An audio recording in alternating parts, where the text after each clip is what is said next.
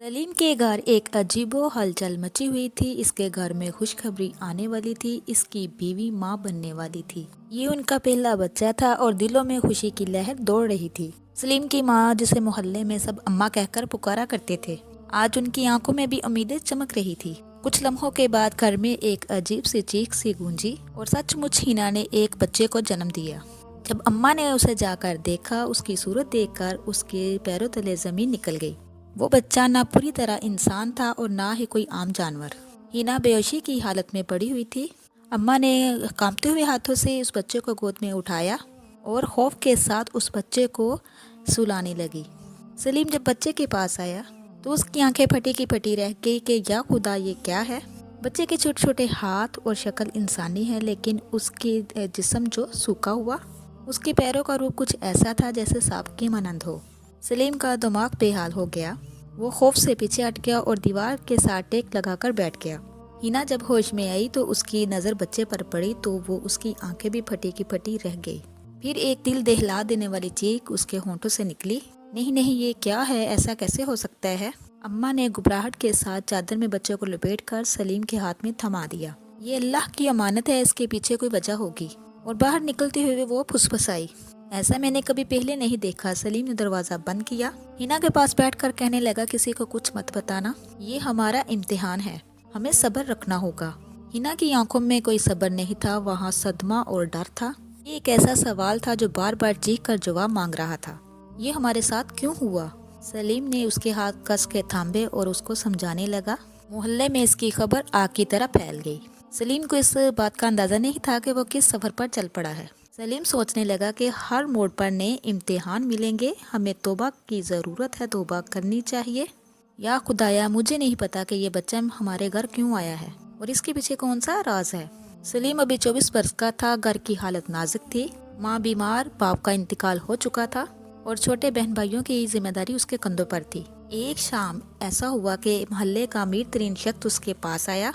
इसको बड़ा मुनाफे वाला एक मौका दे गया। उसने कहा, छोटा सा काम है, बस जंगल के इस हिस्से की झाड़ियों को हटाना है, जमीन बेकार पड़ी है, साफ करके बेच देंगे। सलीम जो तंगी की रोजी में फिस रहा था, जो रोज रोजी की तलाश में था, पैसे का नाम सुनकर उसने हामी भर ली। 3 दिन बाद वो सलीम उस घने जंगल में पहुंचा। वहाँ जहरीले जानवर भी रहते थे, मगर सलीम ने पैसे के बदले खतरे की परवाह न की। मेहनत के बावजूद भी जंगल साफ ना हुआ। सोचने लगा कि मैं अगर ऐसे ही चलता रहा तो महीने लग जाएंगे। अभी उसके जहन में एक तरकीब सूझी, क्यों ना आग लगा दी जाए, सब कुछ चलकर राख हो जाएगा और सफाई हो जाएगी। मगर उसने ये नहीं सोचा कि जंगल में और भी जिंदगियां रहती हैं। उसने आग लगाई और पेड़ झाड़ियां सभी साफ हो गई और उन जानवरों की तकलीफों का हिसाब किसी ने ना रखा। पूरा इलाका धुएं से भर चुका था।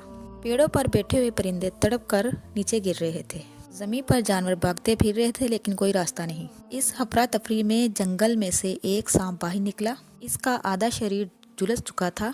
वो ऐसे पुकार रहा था कि आग बुझा दो। तभी उसकी नज़र सलीम से मिली। वो पल सलीम के लिए जैसे वक्त ठहर गया हो।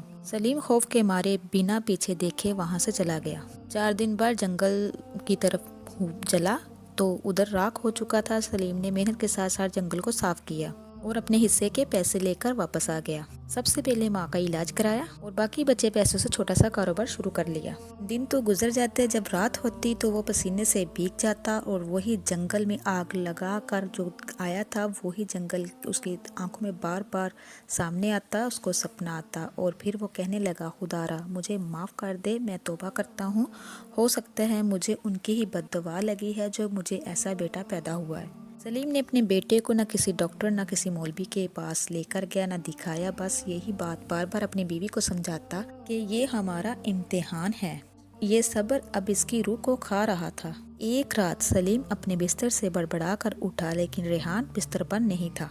वो फर्श पर रेंग रहा था, पर रेंगने का तरीका बच्चों जैसा नहीं था, किसी नाग जैसा था। सलीम के रोंगटे खड़े हो गए। धीरे से जाकर उसने रेहान को उठाया और पलंग पर लटा दिया। इतने में हिना जाग गई। कहाँ था ये, तो कांपती आवाज में पूछा। सलीम ने कहा, ये नीचे रेंग रहा था। अगले दिन हिना की माँ आई, बेटे को देखने की जिद की। रेहान को चादर में लपेटा और बस एक झलक दिखाई। अम्मी जान का चेहरा सफेद पड़ गया और आवाज कांप उठी, बच्चा ये दुनियावी नहीं लगता। उस दिन के बाद सलीम ने किसी को भी घर आने न दिया। घर अब एक कैद खाना बन चुका था। वक्त गुजरता गया, रेहान बड़ा हो रहा था, लेकिन उसके साथ कुछ और भी बढ़ रहा था। उसकी पूंछ, उसकी आंखें, वो कभी रोता नहीं था। वक्त गुजरता गया। रेहान अब 3 साल का था। उठता और कभी अचानक रेंगने लगता। हर रात सलीम सजदे में गिर जाता और कहता, या अल्लाह मदद फरमा, या अल्लाह रहम कर। और दिल में यही सवाल गूंजता, क्या ये बच्चा वाकई इंसान है?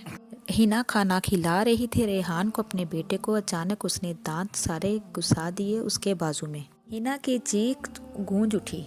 सलीम भागता हुआ आया, उसका खून बह रहा था। सलीम ने मरहम लगाई। हिना कांप रही थी। दोनों एक दूसरे को देख रहे थे। आंखों में बस एक सवाल था जिसका कोई भी जवाब ना था। क्या रेहान उस बद्दुआ का नतीजा है? ये सिर्फ अल्लाह ही जानता था। सलीम परेशान था। कुछ तो है, कुछ तो हमसे गुनाह सरजद हुआ है। मोहल्ले वाले अजीब बातें बनाने लगे और खिड़की से झांकने लगे और कहने लगे, उस घर से अजीब सी आवाजें आती हैं, जैसे कोई सांप फुरकार रहा हो। पड़ोसी अपने बच्चे को कहते कि सलीम के घर के पास बिल्कुल भी नहीं जाना। एक दिन सलीम को मस्जिद के इमाम मिले। सलीम ने हल्का सा झूठ बोला कि मौलाना साहब, बच्चा बीमार है, दुआ कीजिएगा। मौलाना ने कहा कि सलीम, अल्लाह की नेमतों का शुक्र अदा करना चाहिए। अगर बीमारी है तो उसका इलाज कराना जरूरी है। सलीम ने सर झुका दिया। उसी रात वो अपने बेटे के कमरे में गया। जब कमरे में जाकर देखा तो उसकी सब्ज आंखें हो चुकी थी और जिस्म सारा सांप जैसा लग रहा था। वो रोने लगा और कहने लगा, अब मैं किसी से नहीं छुपाऊंगा, मैं कभी नहीं घबराऊंगा। इसी दौरान आसमान पे तेज आंधी चली। मूसलाधार बारिश होने लगी और बिजली कड़क रही थी। सलीम बड़बड़ा कर उठा। हिना की चीख गूंजी। वो भागा और रेहान गायब था। सलीम पागलों की तरह उसको पूरे घर में ढूंढने लगा। आखिर वो पुराने कमरे में से मिला और जब उसको जाकर देखा तो उसकी आवाजें ऐसे गूंज रही थी जैसे सांप डर रहा हो। पूरे गांव वाले लोग खिड़कियों से झांकने लगे। हिना दरवाजे तक पहुंची। जैसे ही उसने रेहान को देखा, उसकी चीख निकल गई और कहने लगी, या अल्लाह, हमने कौन सा गुनाह किया था जिसकी सजा हमें मिल रही है? उसी वक्त सलीम को याद आया और आंखों से आंसू जारी होने लगे कि वो जलता हुआ जंगल, वो मरते हुए परिंदे और वो जलता हुआ सांप। वो दौड़कर रेहान को उठाने लगा। पहली बार उसने अपने बेटे को सीने से लगाया। आंसू दोनों की आंखों से बह रहे थे, सलीम के भी और उसकी बीवी के भी। फिर एक मौजा हुआ। रेहान, जो कभी नहीं रोया था, वो रोने लगा। उसकी सिक्सियों में जैसे इंसानियत दौड़ने लगी। उस रात सलीम ने फैसला कर लिया कि वो सच्चाई से भागेगा नहीं। लेकिन सुबह होते ही पूरे मोहल्ले में रेहान का जिक्र था। लोग रंग बिरंगी बातें करने लगे। कुछ दिन बाद सलीम के घर के सामने एक सफेद कार आके रुकी।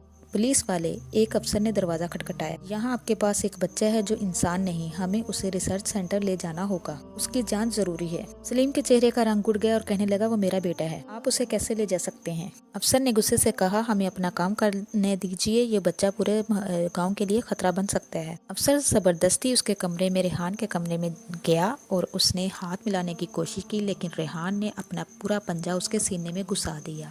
इतने में सलीम बोला, बच्चे बस करो।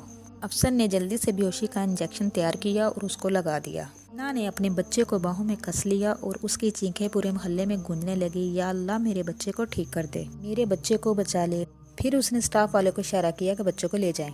बच्चे को एक पिंजरे जैसे मोस में बंद कर दिया गया। उसी रात सलीम और हिना ने अपना घर छोड़ दिया। गांव वालों ने जब देखा कि घर में कोई नहीं है, लोगों ने उसको मनहूस का घर कह दिया और बच्चों को तनकीद की गई कि वहां जाना मना है, बिल्कुल भी नहीं जाना। वो एक दूसरे गांव में जा बसे और टूटे फूटे घर में रहने लगे। उधर रेहान रिसर्च में था। डॉक्टरों की टीम दिन रात उसका मुआयना कर रही थी। वो 5 साल का था, लेकिन उसका जिस्म 10 साल के बच्चे जैसा लग रहा था। जैसे ही रेहान के सामने आग आती तो उसका पूरा शरीर कांप उठता। डॉक्टरों ने बहुत कोशिश की, लेकिन बच्चे की हालत दिन ब दिन बिगड़ती जा रही थी। इधर सलीम की हालत भी खराब होने लगी। उसको वो ख्वाब बार बार आ रहा था, वो जलता हुआ जंगल सामने, गिरते हुए परिंदे, आग में जलते हुए परिंदे और वो जलता हुआ नाग बार बार उसकी आंखों के सामने आ रहा था।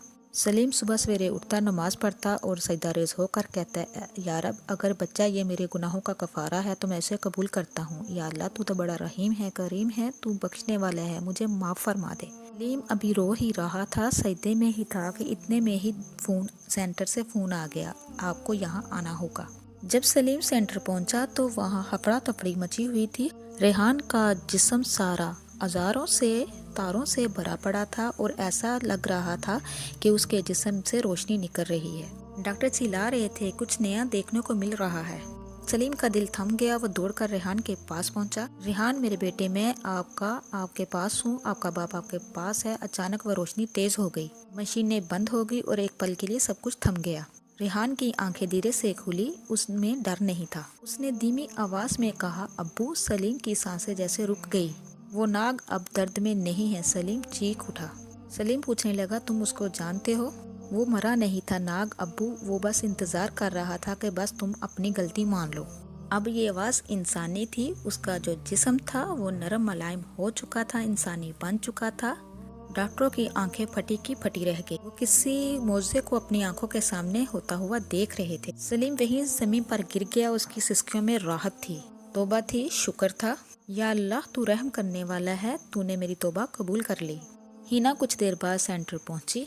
सामने उसका बेटा रेहान, लेकिन अब उसका चेहरा इंसानों जैसा था, जिस्म इंसानों जैसा था। वो कांपते कदमों के साथ आगे बढ़ी, बिना कुछ सोचे हुए रोते हुए उसको गले लगा लिया। आंसू उसकी आंखों से बह रहे थे, लेकिन अब कोई डर नहीं था। वो उसको रेहान को अपने साथ अपने घर ले गए। कुछ ही दिन गुजरे थे कि अचानक रेहान की डेथ हो गई, लेकिन सलीम और उसकी बीवी ने जिस तरह पहले सब्र का इंतखाब किया था, सब्र के साथ टाइम गुजारा था, उसी तरह फिर अल्लाह की रज़ा में राज़ी हो गए। तो इस कहानी से क्या सबक मिलता है कि गुनाह छोटा हो या बड़ा हो, गुनाह गुनाह है, तो उसकी सज़ा ज़रूर मिलती है। अगर आप लोगों से भी कोई गुनाह सरजद हो जाए तो खुदारा अल्लाह से तौबा कर लिया करो, तौबा के दरवाजे हर वक्त खुले हैं।